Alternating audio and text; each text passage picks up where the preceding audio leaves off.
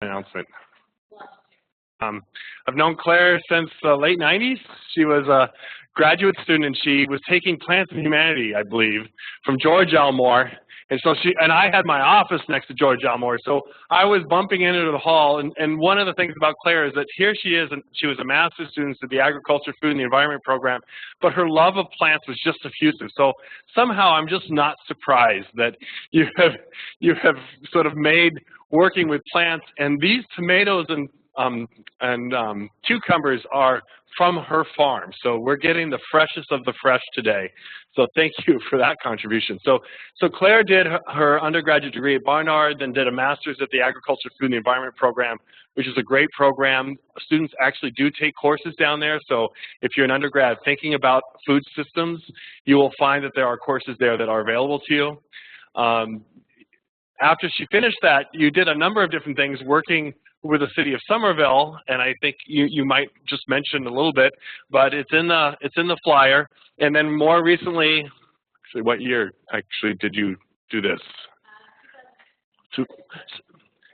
So 2008, she became the executive director of Waltham Fields Community Farm, and it's a beautiful site very close to Bentley College and on Beaver Street in Waltham. So you can always go out there and walk and tour.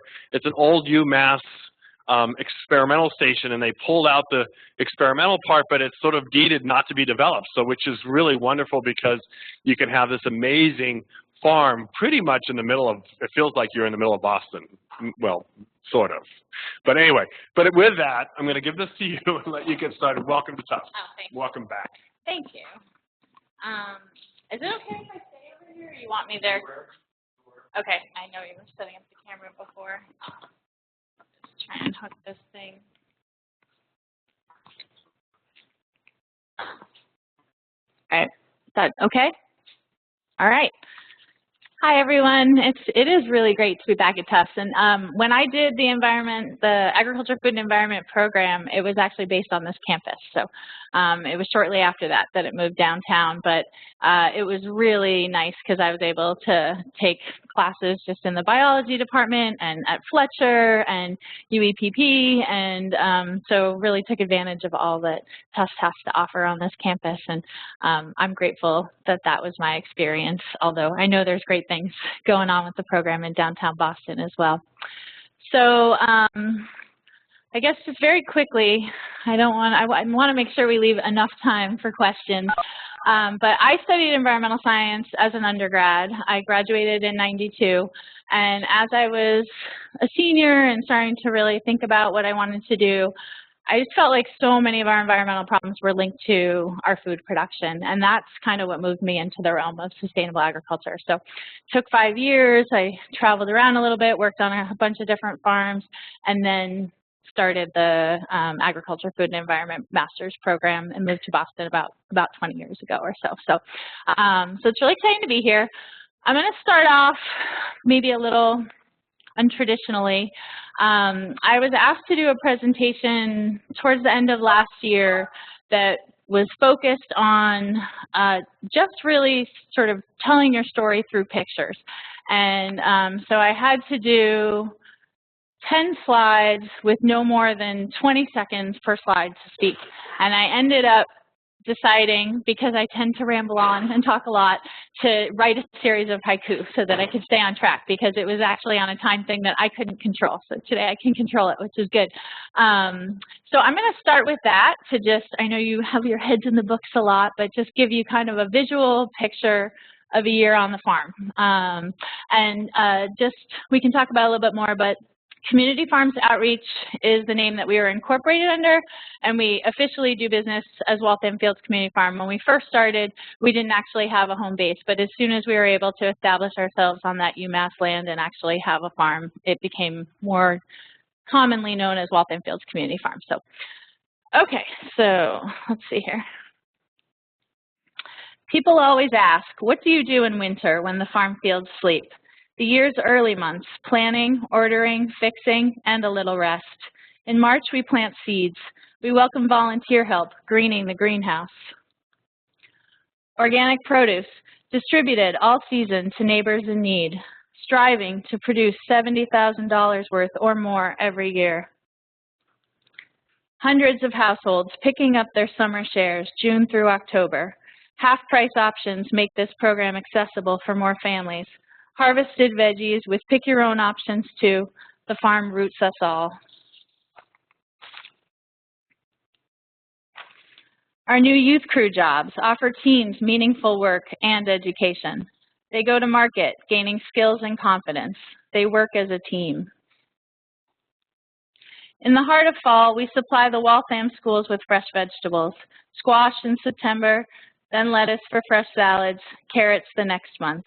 Collaborations for farm-to-school programming and health promotion. Regardless of your income, our Learning Garden invites participation. These urban children take in what the land offers up. They taste and explore. On each program day, youth harvest and make snacks in the solar kitchen. This functional space serves as an outdoor classroom for adults as well. It is fulfilling to foster love for the land and resourcefulness.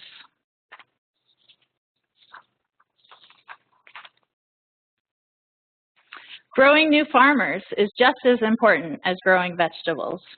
We must ensure that the next generation has a tool chest at hand. Coordination of workshops and strong networks help in this effort. Events and programs unite us for social good and advocacy. For public outreach, the Container Garden shares tips for crops and pots. The land in balance, abundant and well cared for, always adapting. Leeks await picking as the November sun rises. Cold hands and warm hearts. We spread cover crops, compost and leaf mulch as well. We give profound thanks. So, it's my little introduction for you. Thank you. All right, so I will move into kind of just taking you through what our work's about, what our core programs are, and then we'll hopefully have a little time for questions. I keep looking over there, but I know that's not the right time. So just to start with, what is a community farm? One that's open to the public, driven by a mission to serve the needs of its citizens and safeguard natural resources, and involving of local residents in the work of sustainable food production.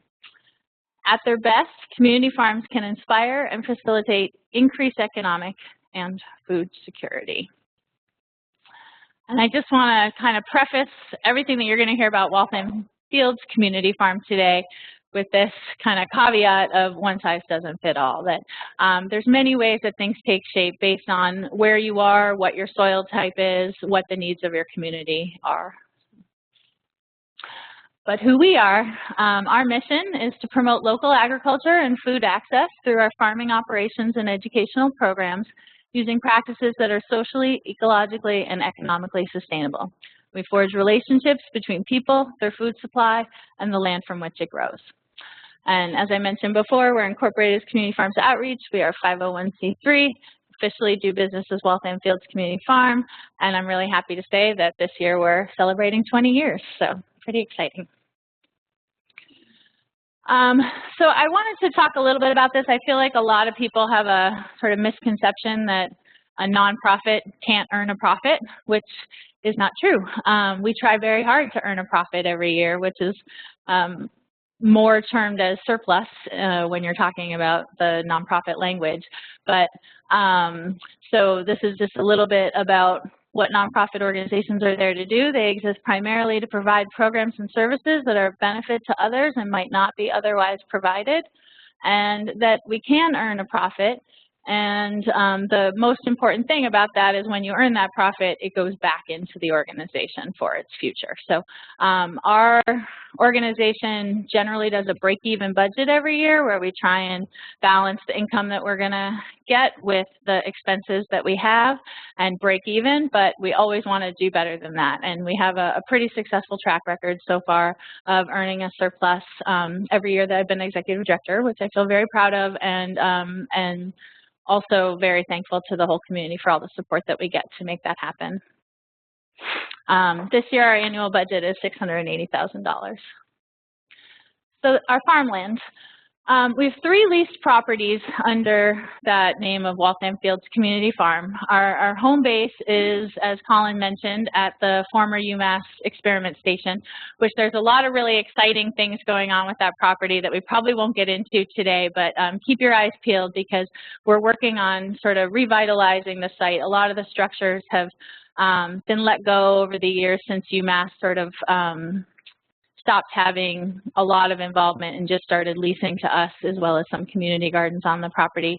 But there's a new vision that's gaining some momentum and some funding commitments to create the UMass Center for Urban Sustainability in Waltham, and really recognizing that so much is going on the eastern part of the state again with urban agriculture and interest in farming, and a lot of their crop stuff is really focused or consolidated out in Amherst right now, and so this is the way for UMass to start to have a presence again on the eastern part of the state. So that's really exciting.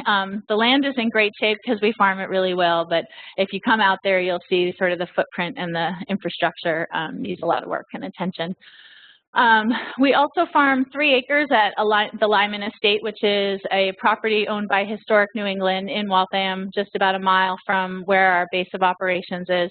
They lease us a 3-acre field, which we also use. Both the Lyman Estate and a privately owned family property where we have 4 acres are kind of satellite fields that we mainly just use for production, whereas our real hub is on the UMass property. And we are also helping with some new efforts in Lexington and Waltham.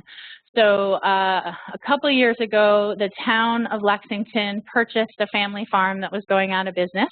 And with a lot of prodding from the community and a lot of great grassroots organizing, they were able to decide to keep that a farm. The original idea was that it was going to become soccer fields or have some sort of other public use. So that has, in the end, remained a farm. There is going to be a little bit of affordable housing built on the property soon.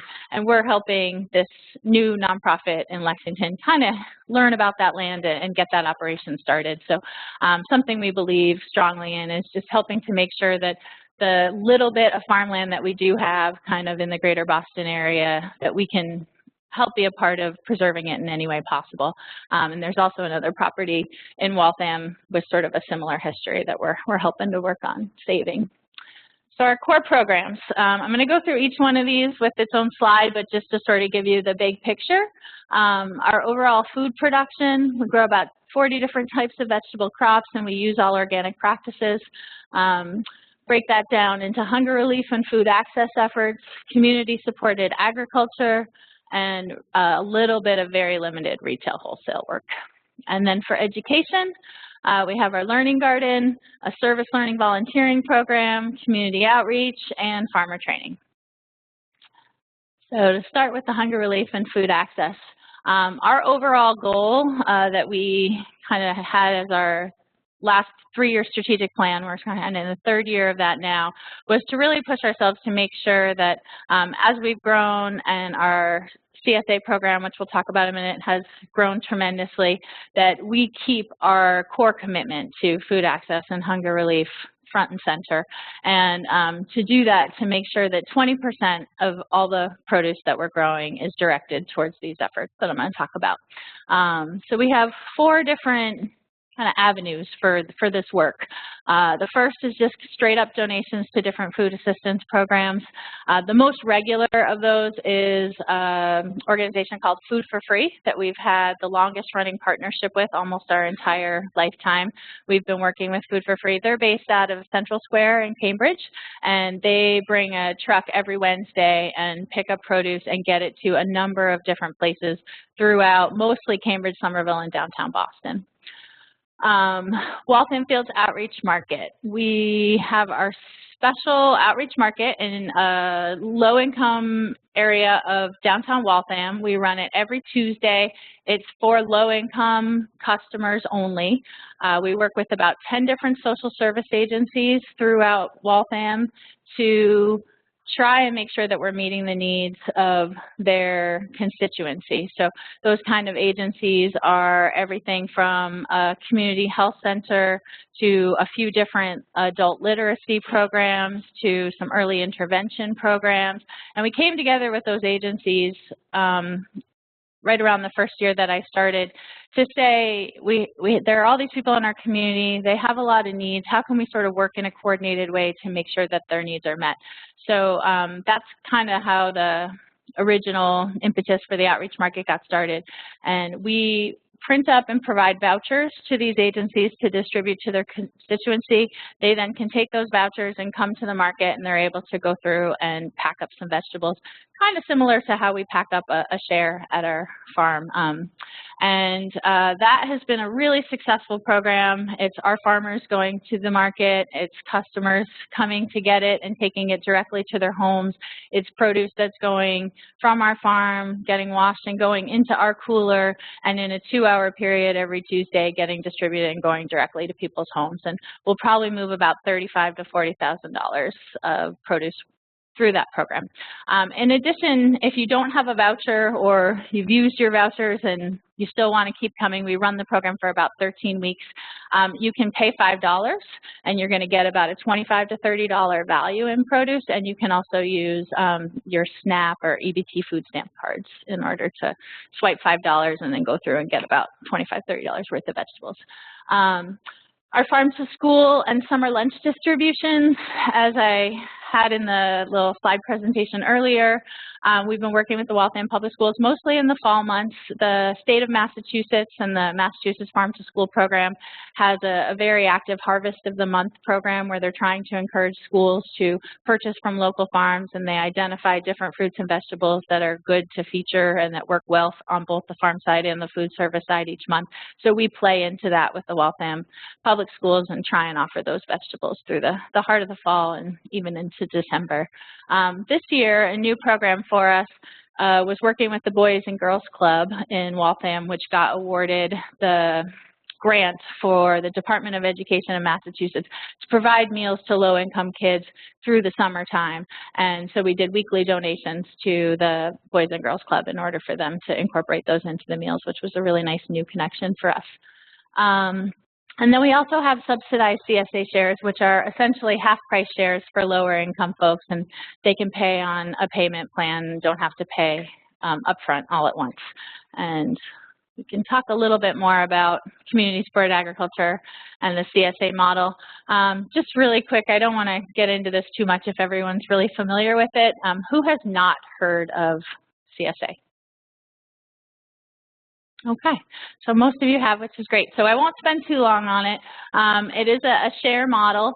The true essence of it really represents a shared commitment where you have consumers supporting the farm and making a deep connection to the farm, and then the farm giving a very strong experience and a lot of great produce back in return. And the model has really shifted over the last, 5 years, I would say, where it's being adopted by a lot of different business types. It kind of started in the vegetable realm, and you're now seeing meat shares and fish shares.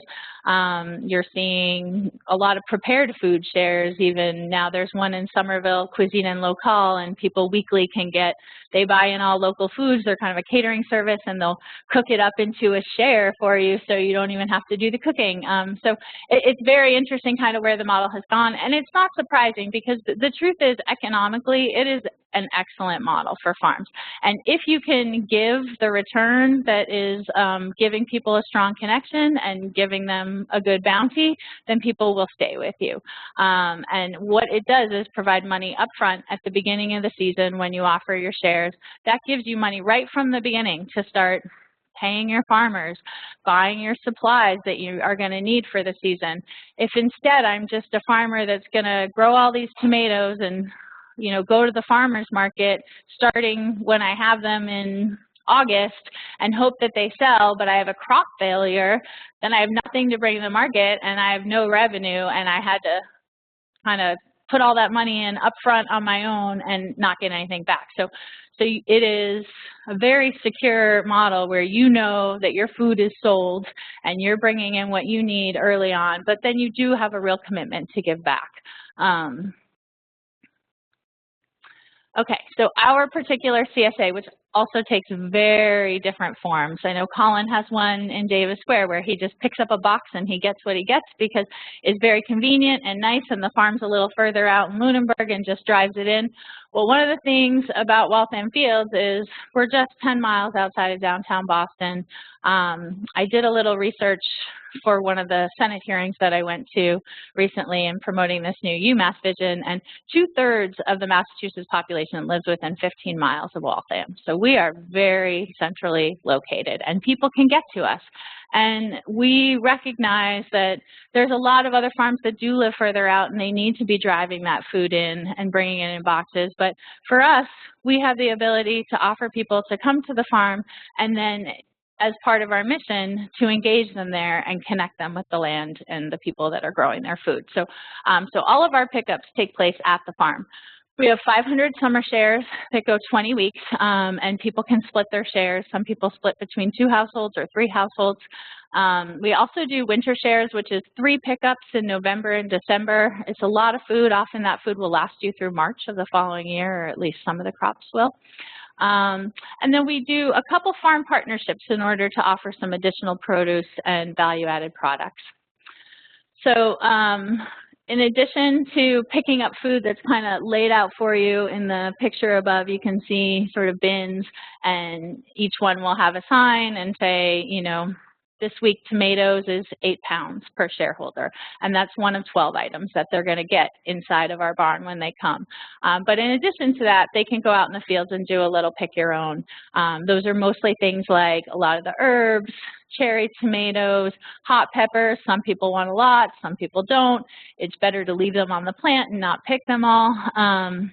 And just use them as you need it. So, and gives people a nice experience, especially a lot of the families that come with kids and want to expose their children to seeing how food grows and having a hand in harvesting it. There are some CSAs that have a work requirement where they ask that you put in some labor hours, and we do not do that. So our retail wholesale mainly centers around some vegetable seedling sales that we do in May, and these really started up a couple years ago with a lot of demand from the community. Right on the property, in addition to our farm, there's a small corner of it, or a decent corner of it actually, that's about 150 community garden plots. And those gardeners really wanted us to be growing vegetable seedlings for them. So we started to do that, and then we started to just have a few public sales that are very popular each year. And then the conditional part of our farm stand sales in September, October is, as long as we are meeting our CSA commitment as well as our food access commitment, then we will turn that barn also into a retail stand for the months of September and October. And this year happens to be a very bountiful year, and we are more than meeting both of those commitments. I think CSA shareholders are already at about 120% return on their investment, and our overall goal for food access of $70,000 worth of food, which is about 20%, we're already at close to $60,000. So with a lot of the next couple weeks being the biggest harvest week. So, so we have opened that barn that we distribute the CSA out of.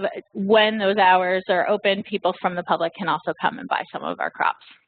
And then a little bit of limited sales to restaurants, even other local farm stands that may have a problem with one crop and ours is doing well, and they'll ask us if they can buy a little. So we do a little bit of that. It really amounts to just about 7% of our overall farm income. Our learning garden programs. So as you saw in the slide presentation, we have this sort of rustic outdoor kitchen classroom that we have developed on the site, and that serves as the base for 3 seasons of multi-session youth and family programs. We do a lot of farm visits for school and community groups. We have a new job training program for teens called our Youth Crew. This is the 2nd year of it. Our first year last year was a very limited kind of August program just as a pilot, and it was so successful that we expanded it this year, and it's just been tremendous. It's for youth ages 15 to 17, and they get paid $8 an hour, work a lot in the summertime, and then they're still on with us in the fall, helping with that outreach market 2 at a time, go to the outreach market on Tuesdays and help with that, and then 2 at a time work in our barn on Saturdays, helping with the CSA distribution. So And then a bunch of different workshops for adults, usually focused on different kinds of skills development around learning about food production themselves in a hands-on way, or talking about kind of sustainable agriculture or food access more broadly. We've done a number of things on seed saving, and we usually have a container garden workshop every year. A lot of the folks that do engage with the farm are in places where they don't have a lot of land space themselves to grow. So you can come out and volunteer on our farm and work in a 100-foot row, but how do you take that back to your, little apartment in Somerville and grow some food for yourself? So that's why we do have a demonstration container garden on the farm that's focused on growing food in containers.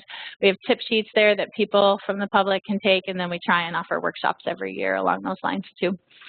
And then a very strong scholarship program that enables broad participation. We do not turn anyone away regardless of what they can pay. If there's a child that wants to participate in that program, we ask them how much of what we've named our tuition to be they can pay, and we accept it. So it's worked out really nicely, and we've been able to let a lot of great people into our programs and have a good experience.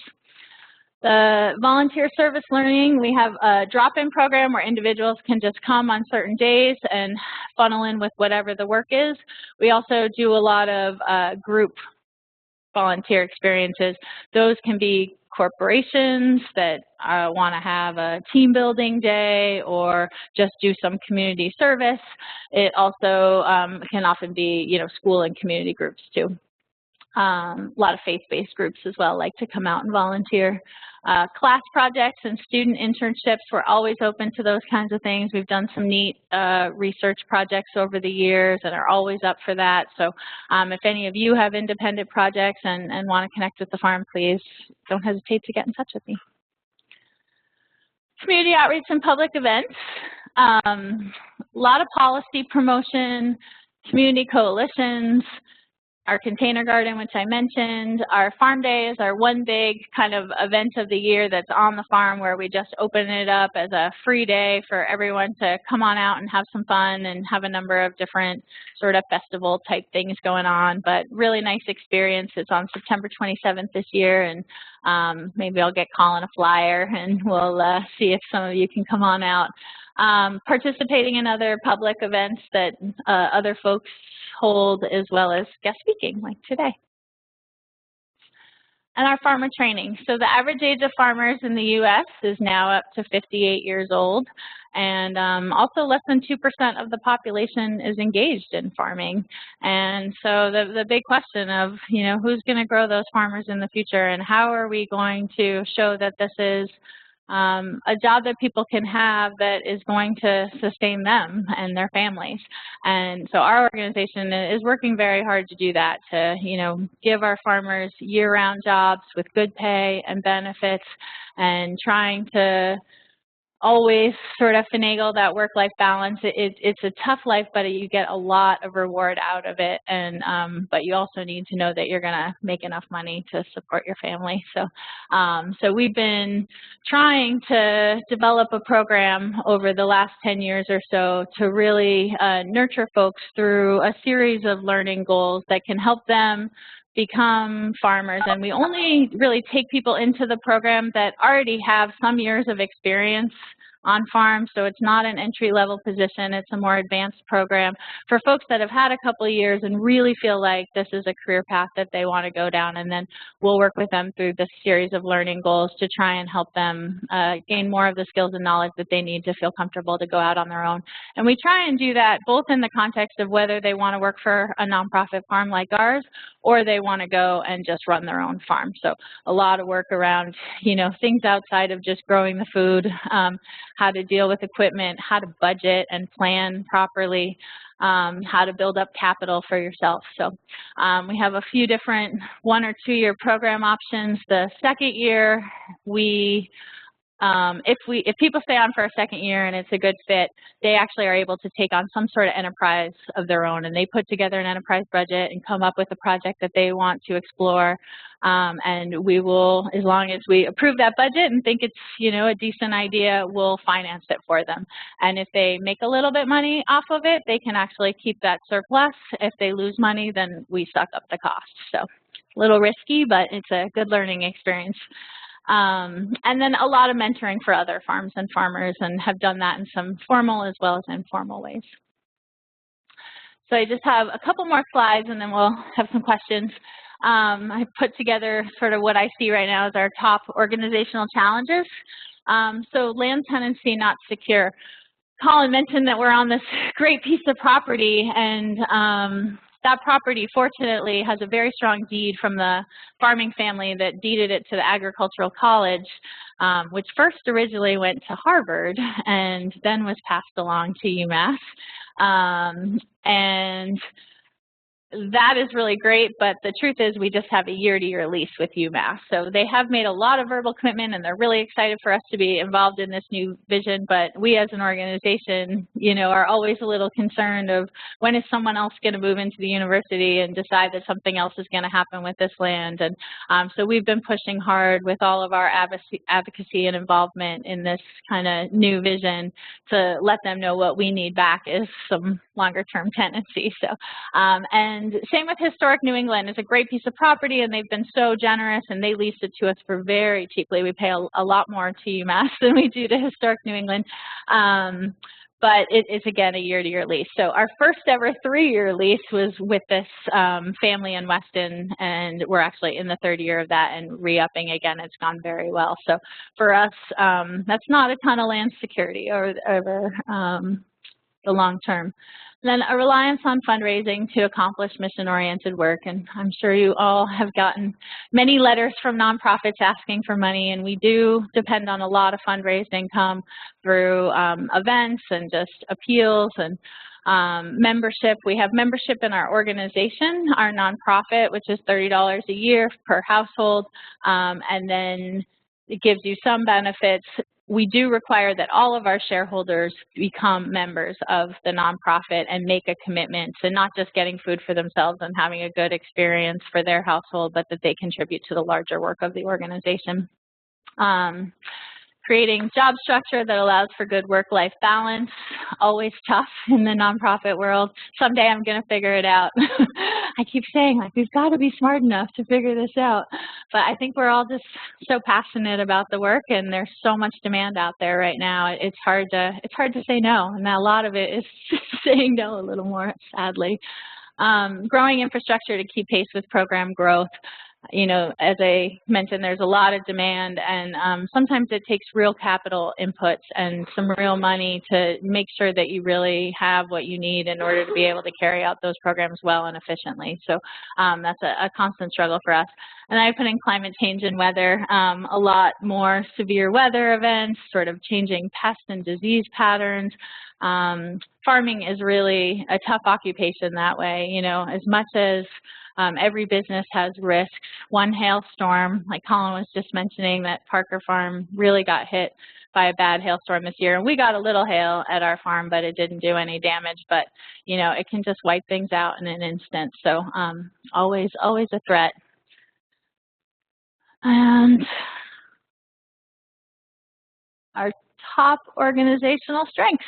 So very strong community of support, a lot of invested people, and I think part of that is related to the bottom point of having an excellent track record. Our location, as I mentioned before, just very great spot for a lot of access to people to provide high quality program and really bring people to the farm, and that we stay very planning oriented. So always trying to look at the big picture. As much as day to day, you're constantly doing crisis management, keeping our eyes on what our mission is and how we can best serve the needs of the community, and really thoughtfully planning and budgeting for that. So I think that is it, and I thank you all for listening.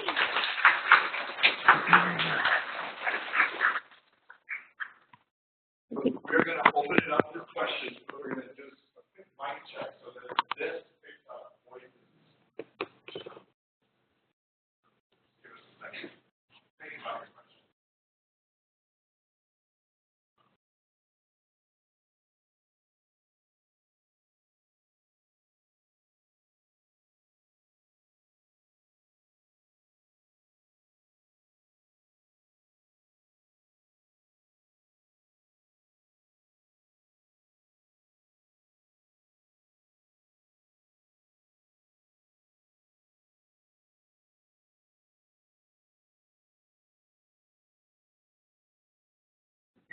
You want to mention the flyers? Oh, sure. Yeah, I did bring, we have a program calendar that we try and put out kind of around March every year. And one of the things in thoughtful planning is it's really trying to lay out what we're going to do. And that also helps us say no a little bit more. Like trying to put together a really good schedule. We always do leave room for some extra collaborations with others, but we try and not add too many of our own events once we've kind of secured the calendar. So please pick one of these up on your way out. There's a nice little article on Waltham Fields Turns 20 kind of highlighting some of our different milestones throughout the year. Let's ask a question. But I'm going to let you call. Okay. Yes. Hi. Thanks for your presentation. I have two questions. I was just wondering if you have a breakdown of your income from donations versus like selling products and programs. Yes. Yes. So just really quickly, right now about 60% of our income comes through farm revenue, mostly through that CSA. There's a tiny bit of that income that does come from the food access work in the sense that for the $25,000 to $35,000 worth of produce that's going to be moved through that outreach market that I mentioned, there are some $5 bag sales in there, and that will amount to about $4,000 of that total. So most of it needs to be fundraised for. So altogether, the farm income is about 60% of our budget, and that's something that we're working towards, again, to sort of decrease the fundraising pressure. How can we increase revenue in ways that actually serve our mission and decrease the pressure on, as we continue to grow, just having to fundraise more money every year. And can you speak a little bit more to who your farmers are? You spoke a bit about the demographic and pressures on farmers. And, who they are and how you accommodate. Yeah. Yeah. So let's see. We have a mix of both college-educated and non-college educated full-time farmers. This year we have 4 full-time year-round farmers that are on our staff. Next year, one of them may be moving on, and we might go down to 3 and actually try and sort of figure out how to reposition things a little bit. But most of them, our full-time farmers, come to us probably,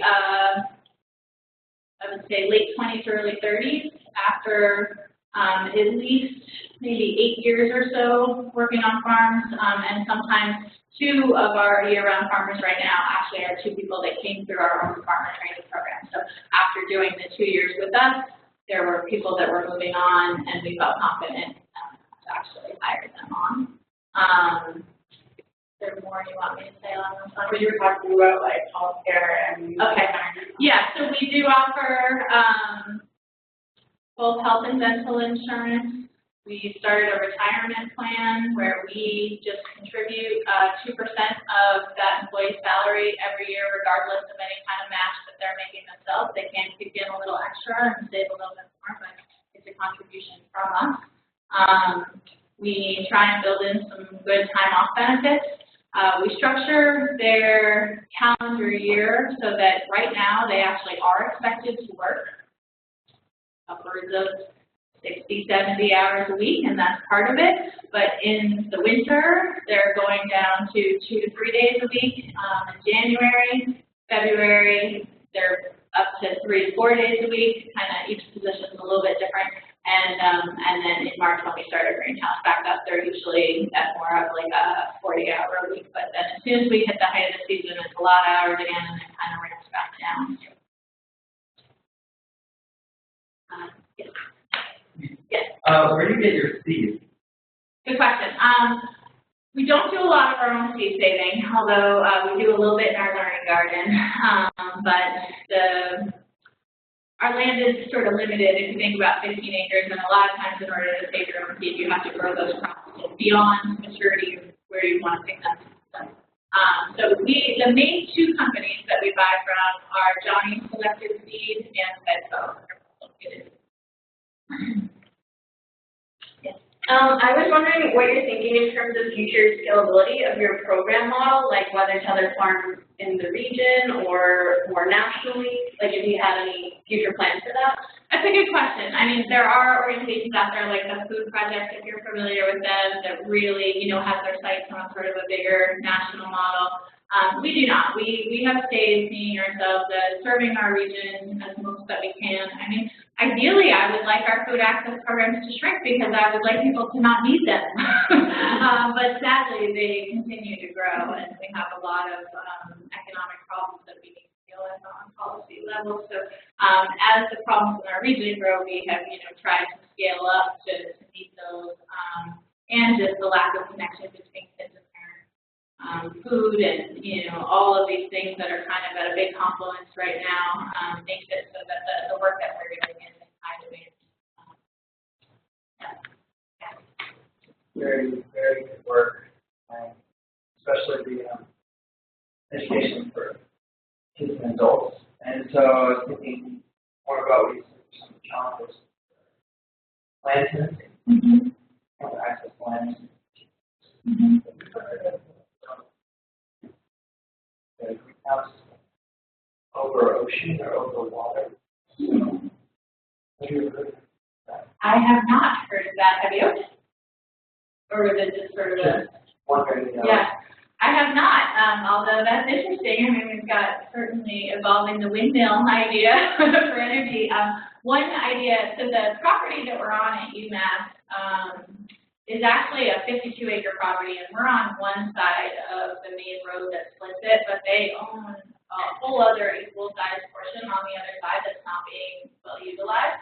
And one of the ideas that we're sort of talking about right now is that sort of a large-scale solar installation that would be mounted high, but how you would maybe construct that with enough sunlight and airflow that you could also grow crops underneath for grazing.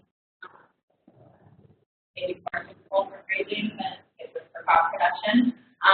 So, we are sort of trying to think big in that sense. I was pretty involved with the community garden here over the summer, and talk a little bit like what you do when winter comes. I don't want all my hardware to go to waste. Like if you don't replenish the nutrients in the soil, what kind of techniques do you do all season? Yeah. Like farm going. Yeah, definitely.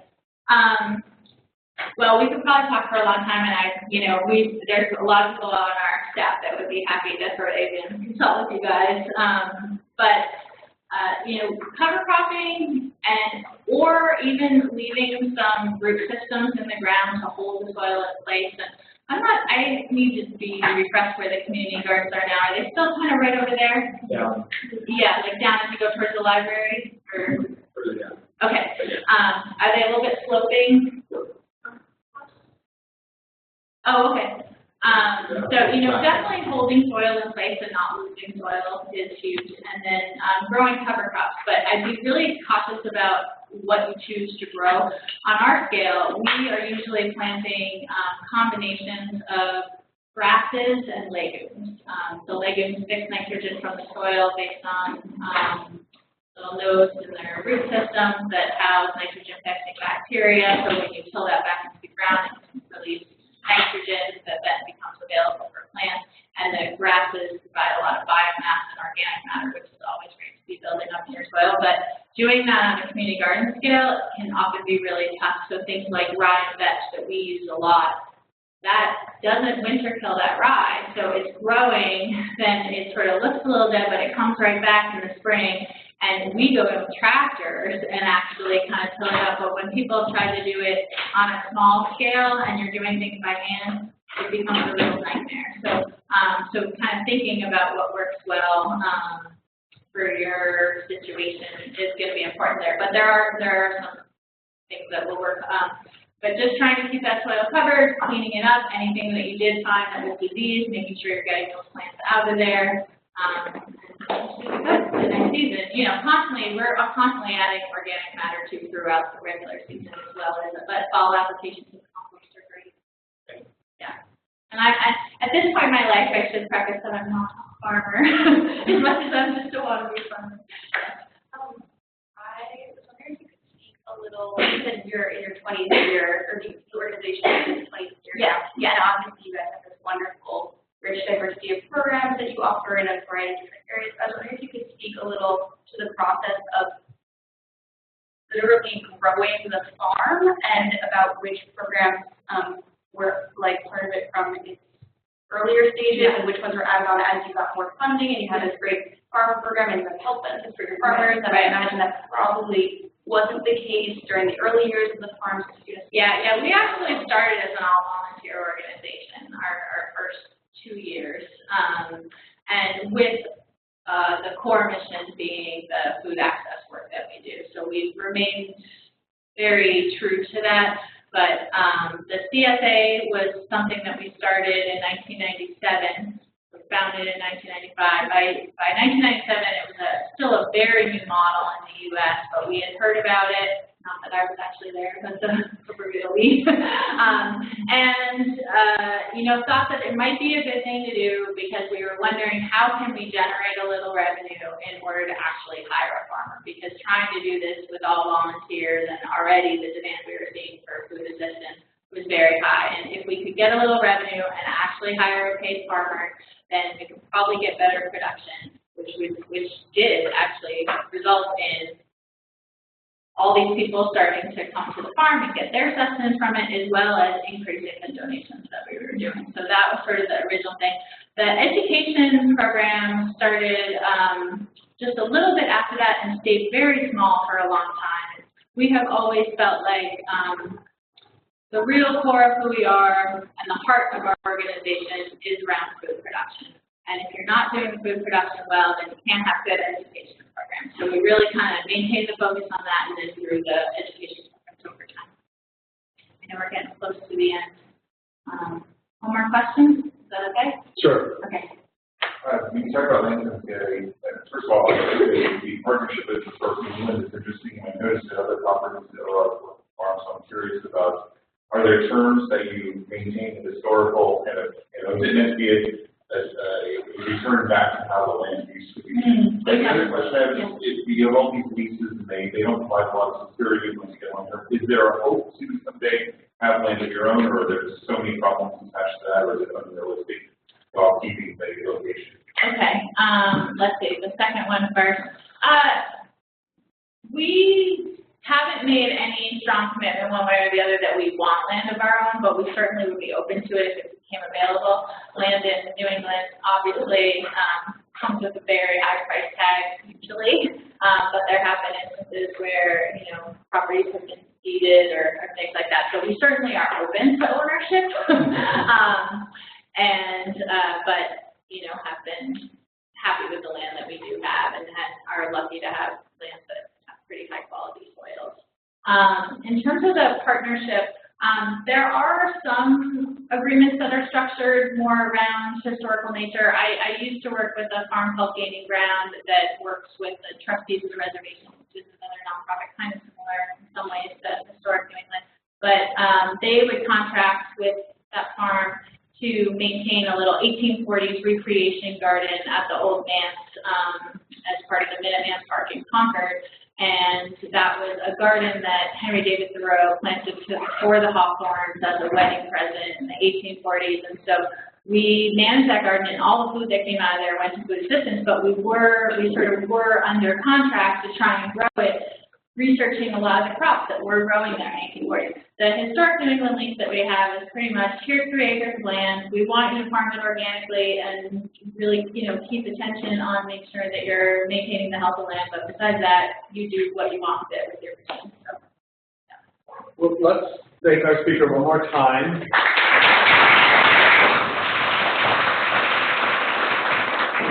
you have any further questions, I'm sure she'll be willing to talk to you for a couple minutes. But I want to just bring to your attention, so next week's talk is Marine Resource Management in Traditional Communities, being given by Andy Tyrell, who is an instructor here at Tufts. So he's doing some really fascinating research in fishing communities up in the northern Arctic. And he also has a lot of experience in Central and South America working in indigenous rights. So I'm sure you're going to see a flavor of his work with traditional or indigenous communities, as well as his current work up in the Arctic. So we're looking forward to that. So thank you again. Yep. Awesome.